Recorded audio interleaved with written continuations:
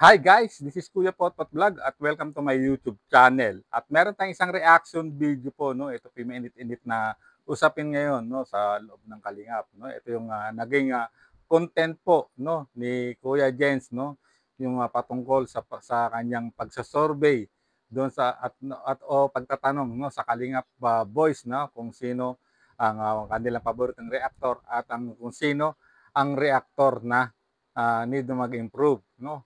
At syempre, bago tayo magsimula, ay mag-shoutout po muna tayo. Mega love shoutout po sa ama ng Kalingap na si Kuya Bal Santos Matubang, Ate Edna Vlogs, Kalingap Rob, 10 na kanyang mga kasamahan. At syempre, mega love shoutout din po sa lahat po ng sumusuporta sa buong team Kalingap. Isang mapagpalang umaga po, tanghali o gabi mga Kalingap, saan man kayong sulok ng mundo naroroon. Naway lagi po kayong gabayan ng ating puong may kapal.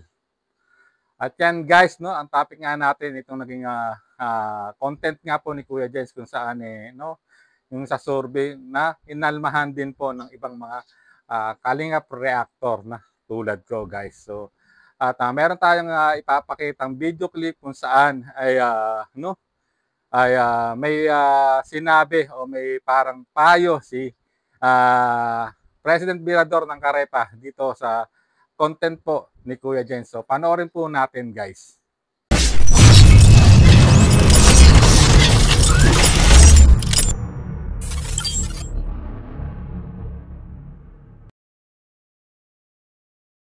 Siyempre guys, tatanungin din natin dito guys, isa no sa kaibigan natin, tinangaan ko din no, dating OFW, pero pinili guys ang tumulong kasi dito siya masaya. Pres, yes. Na-interview namin si Kalingap Rob. Siguro, alam ko, familiar ka sa mga trending usapin ngayon sa ginawa ni Kuya Jens na pagpasurvey. So, tinanong ko si Kalingap Rob kung anong opinion. Ang sabi ni Kalingap Rob, normal yan Kuya Bobby kasi content creator kayong lahat. So, gumawa kayo ng paraan para magkakaroon kayo ng content. So, paano ito? Sabi ko, Kalingap Rob, ano itong ginawa ni Kuya Jens? Sabi niya, huwag nilang i-take as in seryoso kasi lahat nga naman na tayo vlogger. Sa'yo bro, ano ba ang opinion mo doon? Sa akin kasi, nagkakaroon kasi ng hindi magandang hidwa, parang nagkakaroon ng hati-hati. Pero para sa akin, kasi nandito tayo sa Kalingap, no comparison.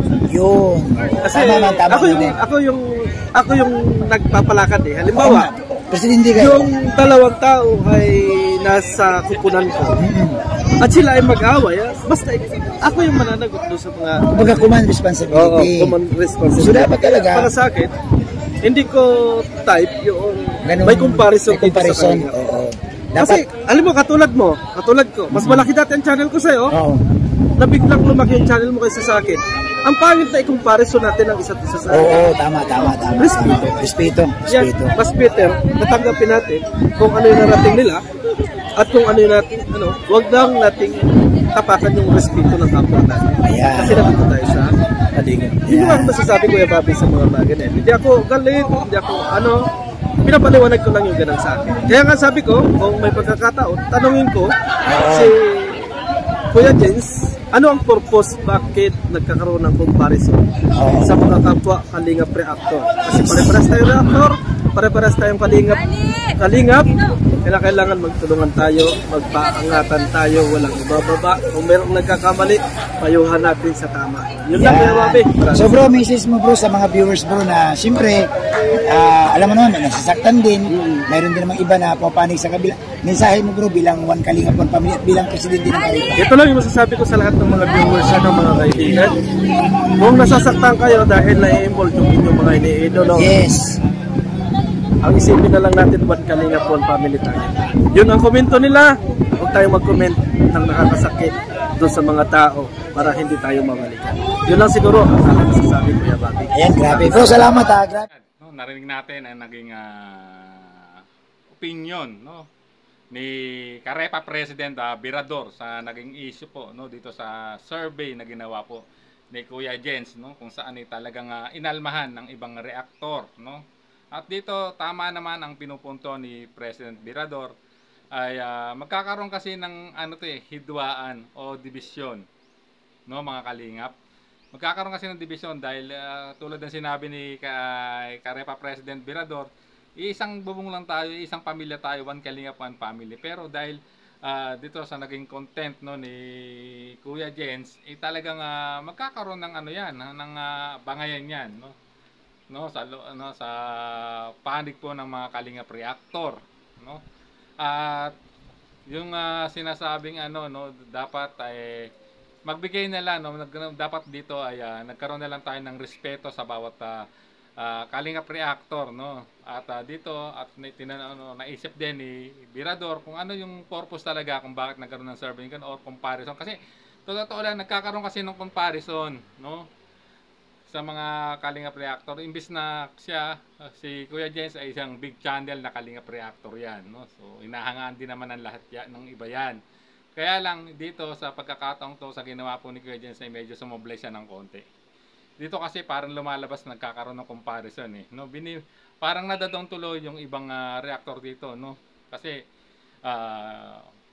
ang tatanungin mo yung mga key boys na kung sino yung number 1 reactor para sa kanila, at kung sino man yung need to be improved. Although may good side din naman po yun, no? Para ma-improve naman din po ng mga ibang reactor ang yung makakapanood doon. Kaya lang hindi naman po lahat.